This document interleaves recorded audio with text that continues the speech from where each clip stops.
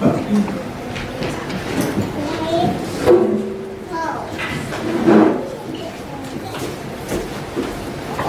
morning, y'all. I haven't done this in a long time, so I'm really nervous, like first date nervous.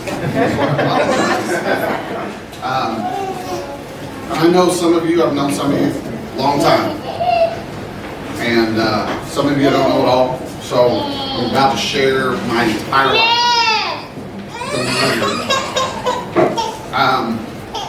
I want to say this though, for the people that are growing up in Christianity and that grew up in Christianity, what you're going through is so much harder than what I went through. Because I know what's on the other side. I know what it's like in the darkness. It sucks. But this summer we had a little cousin who kind of went sideways, has never done anything wrong in his life. He started doing just little crazy things, graduated, get ready to go to college, broke into a couple buildings, had never done anything wrong. Got caught. So he's about to find out what it's like. But for ones that grew up in the church, grew up in a Christian home, grew up in all of this, and you're doing an amazing job because it's tough, especially with today's times. I was saved probably, I don't remember exactly what day, but it was in 2011. It was about June, probably. Because I went to jail April 1st, 2011. I was arrested. They called my wife 4 times because she thought it was an April Fool's joke. Guess what? It was not. The U.S. Marshals SWAT teamed my house. I lived in Laceyville. And it's exactly like it is in the movies. There is no, they full riot gear, blocked the road off, was in the house on Main Street, so it's not like I was out in the country. And they were telling people to go inside, and the only thing they didn't do was break down my door. And it's because I had gotten up. We had just moved in this house and didn't have any furniture, so our bed was in the bed, or in the living room. I had a stolen handgun on the nightstand. I just happened to be awake. It was at 10 o'clock. I'll never forget this. I hear the scuffling. The first reaction was to grab a gun, but I didn't for whatever reason. I got up, went to the window. I had the window on the porch. When I cracked that blind, the marshal that was looking at me was as surprised as I was looking at him. And I mean, you could see his eyes got about this big. And I just started screaming. They started screaming. I unlocked the door. They arrested me, shackled me. They had 7 warrants against me. 6 of them were not legit. What happens is when you get arrested for being an idiot, they throw everything at you that they can. They charge you with everything. Now I'm not saying I didn't deserve them, but so they searched the house, didn't find anything. I mean, they found what they were looking for. They found a stolen handgun and a sawed-off that I had for 25 years. So, all that being said, it started when I was probably 6 or 7. I started drinking. We would draw straws, me and my brother, to sit on a bucket next to Dad playing cards to make us drink. Because on the way in, you could beat the ice. On the way out, you could eat the ice. On the way back in, you could sip and drink.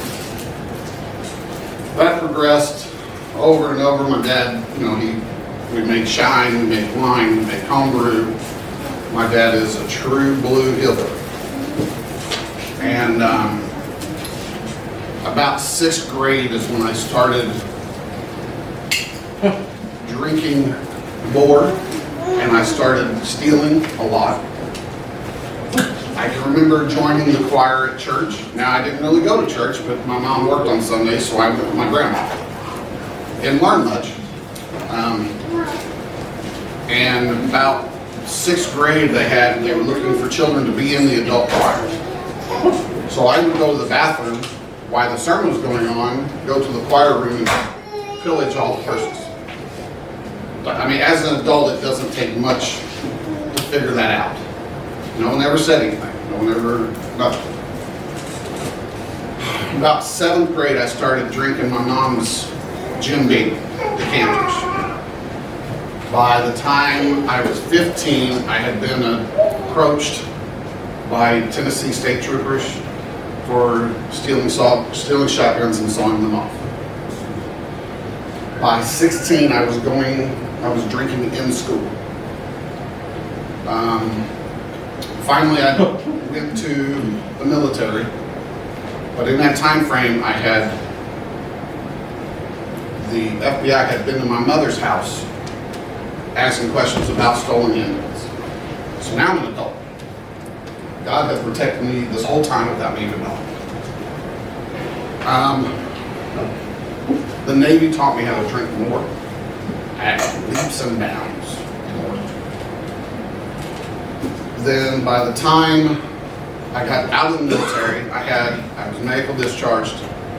I was up to probably a half a gallon a day.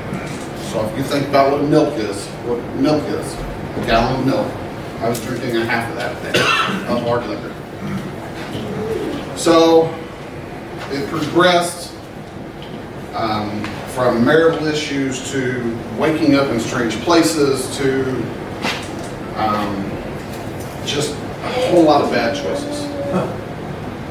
And then I met my wife, and our first date, I went to jail.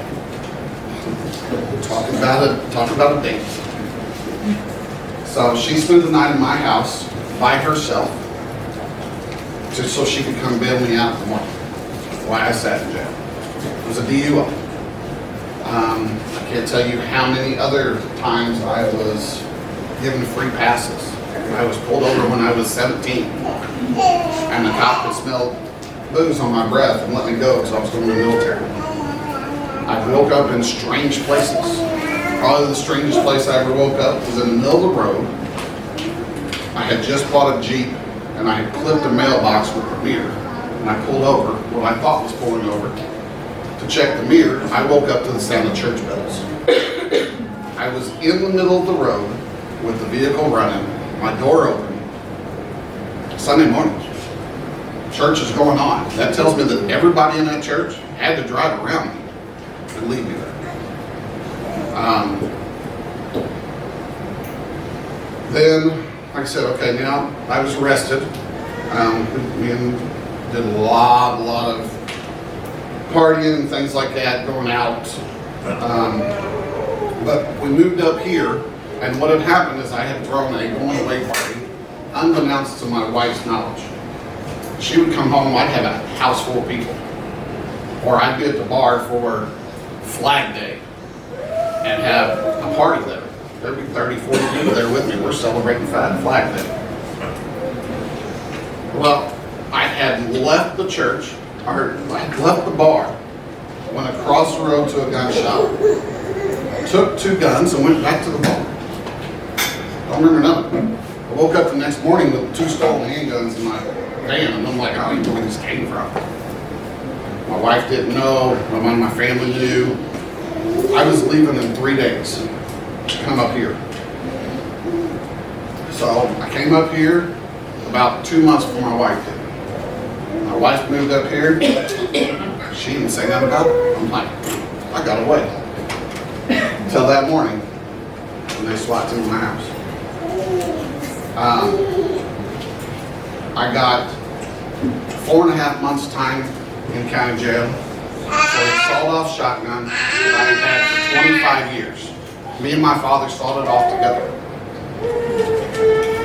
They extradited me, and I don't know if anybody knows anything about extradition, but you get put on a van going from one state to another, 28 hours you're sitting there shackled. And they stop at county jails once every 6 hours is what they're mandatory to do to let you go back. Other than that, you don't get out. You sleep sitting up, you eat what they bring you from McDonald's. They don't care. So when I pulled into Evansville, Indiana after 28 hours, they release you into the jail. So I'll stop there and I'll go back to why I was in jail for those 4.5 months. There's a couple things that happened.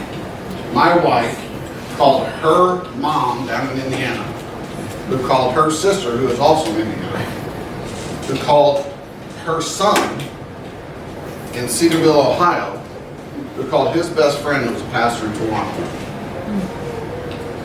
who then in turn came down and saw me every week.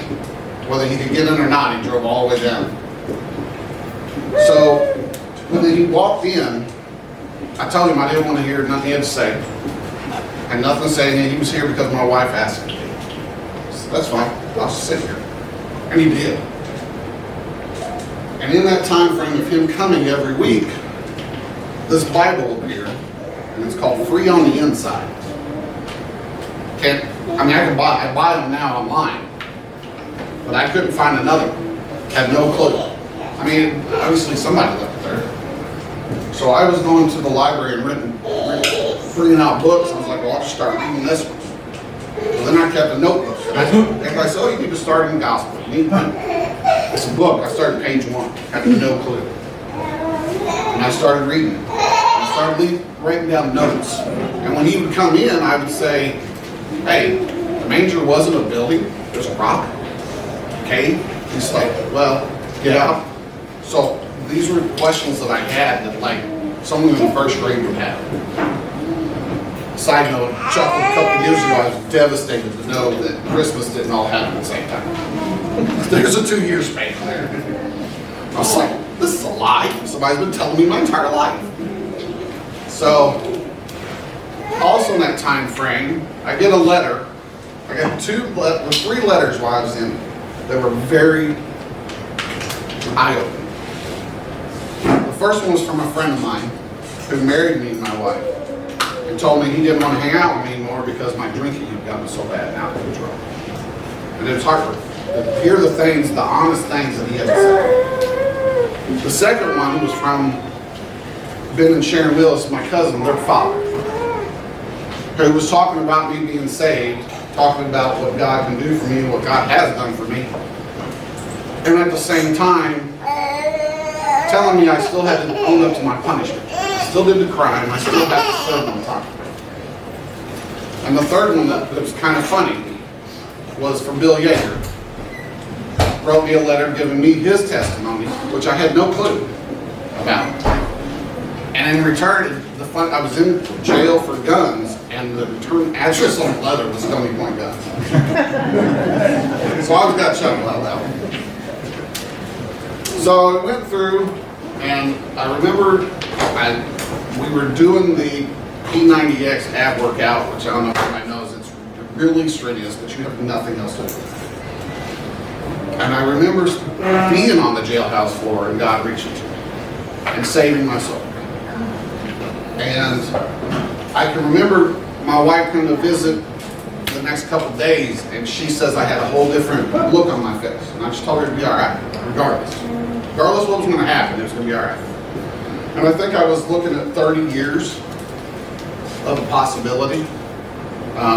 Worst case scenario, 30 years in a federal prison for 2 stolen handguns across state lines, possession of stolen goods. Those were the 3 big ones. An illegal modification of the firearm, which was the sawed-off. So when they extradited me, back down, when they extradited me down to Indiana, I went into, my wife had been talking to the county sheriff and trying to find out, because they had to transport me this, that, and the other. I went down on a Saturday and I called her and I said, look, don't bail me out, I'll just sit here to court. There's no reason to waste the money. But she got my sister and my mom, and they did anyways. Then I went back on that Monday morning to go talk to the sheriff to tell him thank you for working with my wife and this, that, and another. And my mom says, you want me to go in there with them? No. So there ain't no reason to. You're not going to arrest me again. I went there, asked for the county sheriff. The lady goes, okay, what's your name? So she calls and says, Rafe Seidler. And she just kind of looks at me, she goes, how'd you get here? My mom brought me, you know. She says, and she repeats it, and she goes, how'd you? Okay. And she goes, stand right here, the sheriff will be out. All right, so I'm just kind of standing there looking around. No big deal. I hear these keys coming down the hall, you know, like a janitor's keys, pretty quick. No big deal. And I'm looking at people, and all of a sudden, out of the corner of my eye, I see people running towards me. And I turn around, it's two deputies and the sheriff. They had thought I broke out because this was early Monday morning, and Saturday afternoon is when I did, and the paperwork had to hit. So I'm screaming, they're screaming, you know, it got all straightened out. But so I went to court for the 2 stolen handguns. I spent 5 hours in jail and got a year probation. I spent more time for a gun that I had for 25 years than I did for federal offenses. And the only way that's possible is through God. Because it was out of no control, out of mine. Because I sat in the courtroom, and I sat there, and there was people going through, and the judge asked you, you know, you have a family, do you have a job, do you have, you know, kids, do you have this, do you have that, education. So they, you know, no to a job, no to an education, yes to kids, no to a wife. You know, and he gets to me and he goes, you know, you been married? Yep. Got kids? Yep. Graduate? Yep. Go to college? Yep. Show name? Yep. I mean, he's reading it. He goes, you really are an idiot. So I had everything the society says I should have. And I ended up sitting next to guys who are criminals, just like myself. We're all the same. And I realized that I can't do it on my own. I've been doing it for 35 years. 30 years at that, not 35 years at that point, by myself.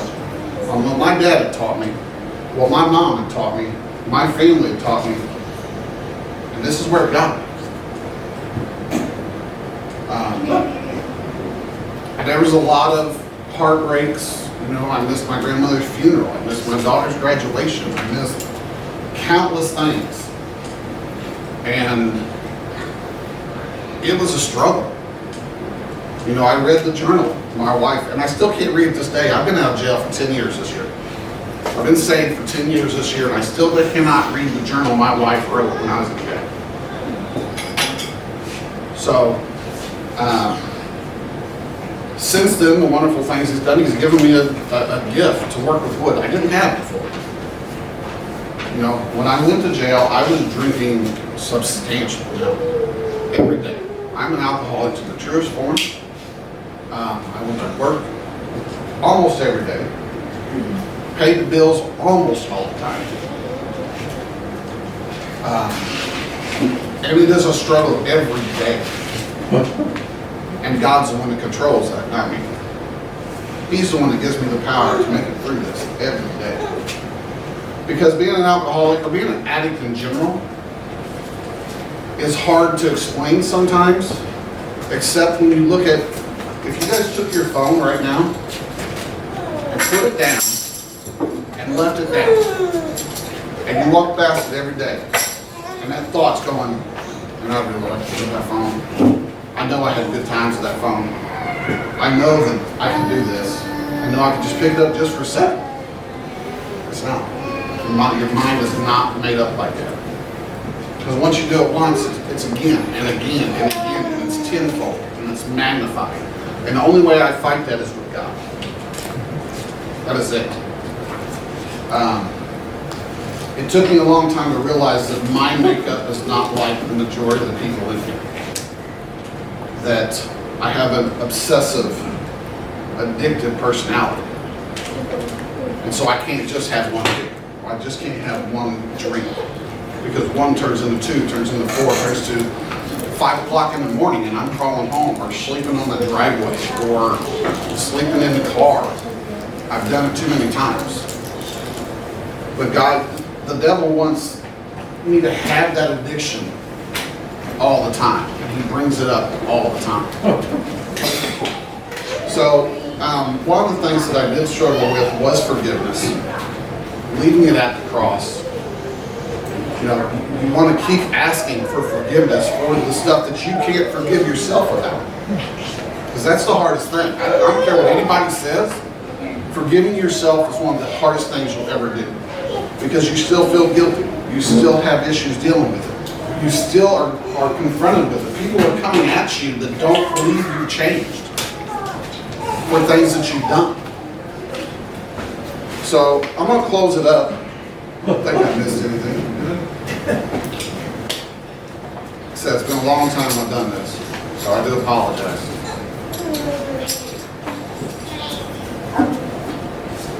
There's a couple things I want to read. One of them is, these were two sayings that I received while I was in jail. And one of them said, I don't get in trouble every time I drink, but every time I have gotten in trouble, I've been drinking. And that goes with drugs, porn, whatever your addiction is. The other one is, if you do what you've always done, you get what you've always gotten.